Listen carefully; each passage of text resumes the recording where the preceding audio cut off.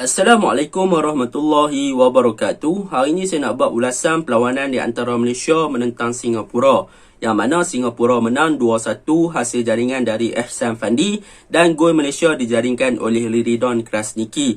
Pada perlawanan ni boleh saya katakan Singapura adalah pasukan yang lebih klinikal daripada bahagian finishing, yang mana mereka berjaya menyudahkan peluang-peluang yang ada dan mereka tak mensia-siakan peluang yang ada untuk menjaringkan gol berbanding pasukan Malaysia yang menguasai perlawanan, yang banyak melakukan serangan, ada banyak percubaan tetapi gagal untuk memanfaatkan peluang-peluang tersebut dan gagal untuk convert peluang-peluang tersebut kepada jaringan. Maka Malaysia terpaksa akur walau bermain dengan elok, tetapi apabila gagal untuk menjaringkan gol, maka kena terimalah kekalahan yang perit ini. Baiklah, tanpa membuang masa, mari kita masuk ke dalam ulasan perlawanan.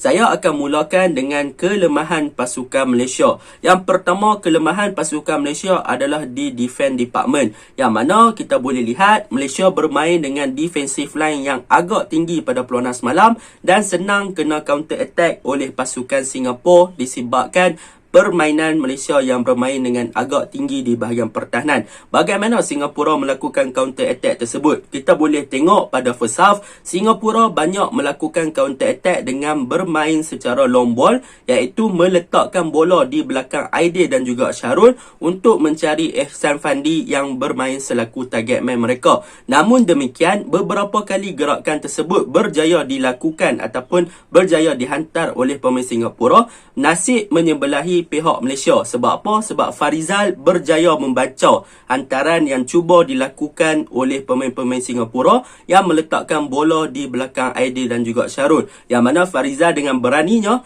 keluar dan juga berani untuk challenge bola tersebut dan beberapa kali menafikan gerakan-gerakan Ihsan Fandi yang berada di belakang pertahanan pasukan Malaysia yang bermain dengan defensive line yang agak tinggi. Jadi pujian perlu diberikanlah kepada Farizal sebab berani keluar dan berani challenge untuk hantaran counter attack yang diletakkan di belakang pertahanan Aidil dan juga Syarul disebabkan defensive line pasukan Malaysia yang agak tinggi pada perlawanan semalam. Itu yang pertama, defensive line yang agak tinggi memudahkan Singapura bermain dengan long ball, tetapi disebabkan ada Farizal maka counter attack tersebut gagal berjaya. Beberapa kali berlaku tetapi Singapura gagal disebabkan ketangkasan dan juga kecekapan Farizal untuk membaca gerakan counter attack dan juga hantaran long ball tersebut yang dilakukan oleh pemain Singapura. Yang kedua, tentang defense department juga, yang mana defense department pasukan Malaysia terutamanya di bahagian fullback, di bahagian kanan Dayan Kus, di bahagian kiri Kobing Ong. Ketika Malaysia menyerang, bahagian fullback Dayan dan juga Kobing akan naik lebih ofensif ke hadapan,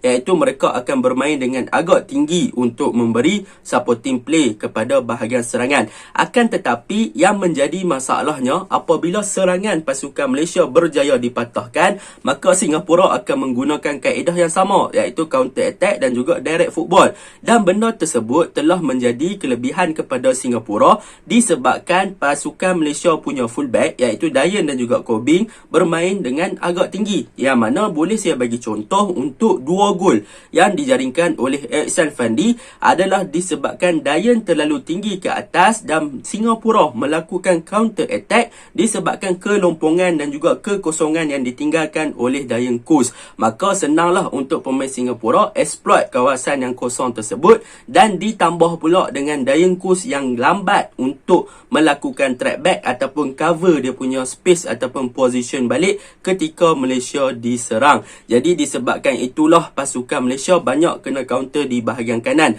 berbanding bahagian kiri. Sebab apa? Sebab bahagian kiri Kobing dia cepat untuk turun bagi cover dia punya position balik ketika Malaysia diserang. Tidak begitu dengan Dayan Kus, yang mana Dayan Kus sendiri mengakui itu adalah persembahan dia yang buruk di dalam Twitter dan minta maaf kepada rakyat Malaysia. Jadi itulah kelemahan tentang defense department pasukan Malaysia. Satu, defensive line yang agak tinggi. Yang kedua, kelompongan di bahagian kanan yang ditinggalkan oleh Dayan Kus yang bertindak terlalu tinggi sebagai right back dan gagal untuk cover dia punya space ataupun cover balik dia punya position ketika Malaysia diserang. Sebagai contoh, 2 gol pasukan Singapura lah pada perlawanan semalam. Dan disebabkan tindakan daripada Dayan Kus yang terlalu ofensif ke bahagian hadapan, maka Syarul Saad dan juga Syamir Kutiabah terpaksa untuk cover dia punya posisi dan menyebabkan kelompongan pula di bahagian tengah yang memudahkan lagi lah pemain Singapura untuk melakukan cutback ke dalam kotak penalti dan sebagainya. Itu yang kedua yang boleh saya katakan tentang kelemahan pasukan Malaysia di defense department. Baiklah, untuk kelemahan yang ketiga.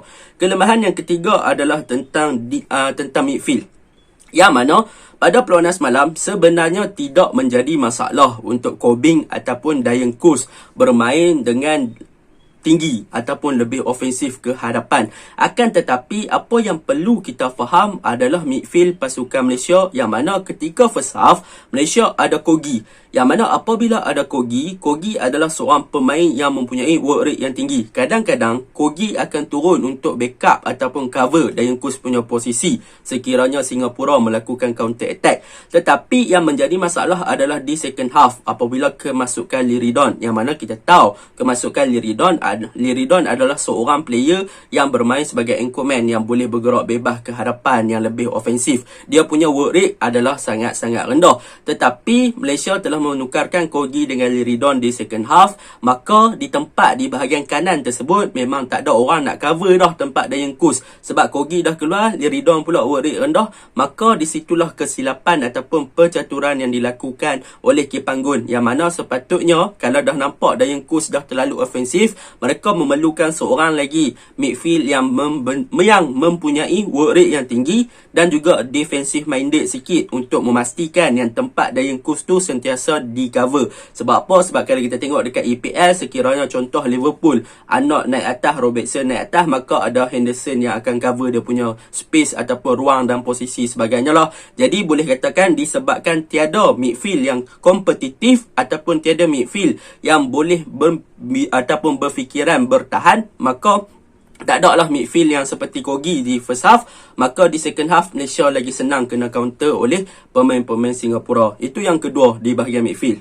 Dan yang seterusnya, kelemahan pasukan Malaysia yang seterusnya adalah mengenai bahagian serangan, iaitu selepas Syafiq Ahmad keluar. Yang mana selepas Syafiq Ahmad keluar, boleh dikatakan Malaysia menggantikan Syafiq Ahmad dengan Sumareh. Yang mana pada perlawanan ni boleh katakan Sumareh bermain sebagai lone striker adalah satu posisi yang agak janggal bagi beliau dan beliau gagal untuk melaksanakan tugas dengan baik. Sebab apa? Sebab apabila ada Syafiq Ahmad di dalam padang, maka permainan ataupun corak permainan Malaysia akan lebih baik daripada segi link up, daripada segi create space, yang mana Syafiq Ahmad pandai untuk cipta ruang kepada winger dan sebagainya, dan dia boleh link up dengan bahagian tengah dengan sangat baik. Tetapi apabila masuknya Sumareh adalah player yang lebih statik di bahagian hadapan, yang mana beliau tak boleh nak create space kepada rakan sepasukan, beliau juga tak boleh nak link up dengan baik di bahagian tengah, menyebabkan Sumareh boleh dikatakan dia agak isolated lah, bersendirian di bahagian hadapan. Beliau dapat bola, beliau buntu apa yang perlu beliau buat, dan dalam pada masa yang sama bagaimana dia nak create space kepada rakan-rakan di winger pun beliau agak buntu, yang menyebabkan memang nampaklah bahagian serangan pasukan Malaysia ni tak efektif dan tak boleh nak cipta sesuatu apabila Sumareh bermain di bahagian serangan, disebabkan itu adalah bukan position asal dia. Jadi boleh saya katakan kemasukan Sumareh tidak memberi impak yang positif, bahkan telah mengurangkan sedikit link up dan juga combination play yang bagus di bahagian tengah. Sebab apa? Sebab Sumareh tak boleh nak link up dengan baik, tak boleh nak buka ruang, tak boleh nak create space dan tak boleh nak combination play dengan pemain-pemain tengah dengan baik. Itu yang menjadi masalah di bahagian serangan. Kelemahan Malaysia yang keempat. Itu yang keempat. Dan yang seterusnya, kelemahan Malaysia lagi adalah daripada segi fizikal lah. Kita boleh lihat sendiri bagaimana defense department pasukan Singapura yang diketuai oleh Irfan Fandi. Haris Harun memang begitu solid. Daripada segi fizikal Malaysia kalah. Memang boleh dikatakan defense pasukan Singapura dah baca dah bagaimana corak winger pasukan Malaysia bermain. Mereka berjaya untuk patahkan beberapa gerakan yang dilakukan oleh Ahmad Rashid, oleh Safawi Rashid, dan kemasukan Arif Aiman pun boleh dikatakan corak permainan Arif Aiman senang dibaca oleh pertahanan pasukan Singapura, yang mana Arif Aiman nak gelecek-gelecek, nak dribble, senang kena rampas balik bola, intercept timing yang tepat oleh defense Singapura. Jadi secara overallnya untuk kelemahan pasukan Malaysia ni, apa yang boleh saya katakan memang yang paling ketara adalah tentang defense department, yang mana defense department bermain dengan defensive line yang tinggi, fullback terlalu ofensif ke hadapan, tidak tidak melakukan track back dan sebagainya. Dan dalam masa yang sama, boleh saya katakan winger pasukan Malaysia juga tidak melakukan bantuan yang baik kepada bahagian pertahanan. Sepatutnya Safawi dan juga Ahya juga melakukan track back sekiranya di counter, tetapi mereka terlalu stay ke atas, mereka tidak involve untuk membantu bahagian pertahanan sama. Itulah yang menyebabkan Singapura punya counter attack berjaya dan juga berhasil. Itu yang pertama yang macam saya cakap tadi. Dan yang kedua tentang midfield. Midfield pasukan Malaysia tak ada orang yang berfikiran tentang defensif untuk backup Kobing ataupun untuk backup Dayang Kus di bahagian kanan punya posisi sekiranya mereka naik atas, melainkan Syamir Kuti Abah sahaja, yang mana Syamir kena cover semua space. Bahagian tengah dia kena cover, bahagian kanan dia kena cover, bahagian pertahanan tengah pun dia kena cover. Jadi benda tu menyusahkan sebab Syamir kena buat semua raja dalam satu masa. Kesian juga dekat Syamir Kuti Abah semalam. Dan yang ketiga adalah bahagian serangan yang tidak terlalu compact, tidak mempunyai link up play dengan baik oleh Sumareh, tak boleh nak cipta space dan sebagainya, menyebabkan Malaysia punya serangan gagal dimanfaatkan ataupun gagal untuk cipta sesuatu lah pada perlawanan semalam. Itu untuk kekurangan lah untuk pasukan Malaysia yang boleh diperbaiki. Untuk kepujian, apa yang boleh saya puji untuk pasukan Malaysia pada perlawanan semalam? Yang pertama, Syarul Saad. Syarul Saad punya peranan sebagai centre back memang sangat-sangat cemerlang daripada praising yang dilakukan. Beliau berani untuk untuk challenge ball, beliau berani untuk baca game. Memang Syarul Saad bermain dengan sangat baik pada perlawanan semalam. Beliau banyak cover tempat Aidil yang kehilangan position, beliau banyak cover tempat Dayang Kus. Memang boleh puji untuk Syarul Saad. Yang kedua, Syamir Kuti Abah. Syamir Kuti Abah boleh kita puji, dia punya work rate, dia punya kerajinan atas padang semalam memang cemerlang. Beliau bermain dengan sangat bagus. Beliau cover tempat Dayang Kus, beliau involve untuk serangan, beliau naik atas bantu attacking, beliau cover tempat Aidil, beliau turun, beliau naik. Memang work rate tinggi gila Syamir Kuti Abah semalam. Memang boleh katakan antara player yang deserve, boleh dikatakan underrated, tetapi ramai orang tak suka. Saya pun pelik. Tapi perlawanan semalam Syamir memang bagus, memang cemerlang in term of defending, membantu bahagian pertahanan. In term of attacking pun beliau agak bagus pada perlawanan semalam. Dua orang ni boleh saya puji di bahagian tengah dan juga bahagian pertahanan. Dan yang ketiga tentang Farizal lah, macam saya cakap tadi awal-awal tadi, yang mana Farizal pun ada involve dengan mematahkan gerakan counter attack yang dilakukan oleh Singapura dengan tindakan dia yang berani, yang boleh keluar dengan hantaran-hantaran long ball pasukan Singapura. Benda tu patut dipuji oleh Farizal lah, sebab Farizal memang cemerlang pada perlawanan semalam. Walaupun tewas 2 gol, bukan salah dia, memang salah defense completely, tetapi sebagai satu bola sepak memang salah keseluruhan tim lah. Yang tu yang kedua, yang ketiga yang boleh saya puji. Yang keempat yang boleh saya puji untuk pasukan Malaysia adalah tentang Safiq Rahim. Safiq Rahim bermain dengan sangat baik. Gol Malaysia ni yang dijaringkan oleh Liridon tu berpunca daripada tackle yang dilakukan oleh Safiq Rahim. Safiq Rahim berjaya rampas bola, buka kepada Ahyar. Ahyar lakukan satu passing yang baik kepada Mat Don.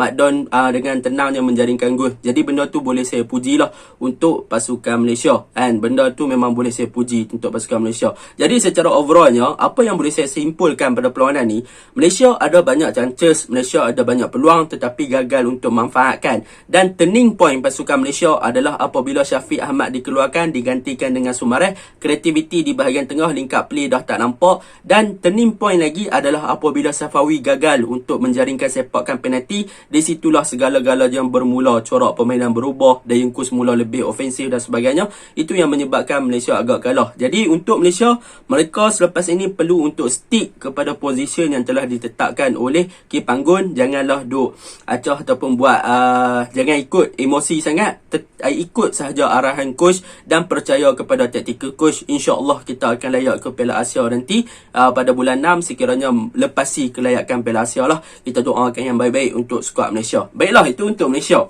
Untuk Singapura, apa benda yang boleh saya puji tentang Singapura? Yang pertama, saya puji tentang defense department yang diketuai oleh Haris Harun dan juga Irfan Fandi.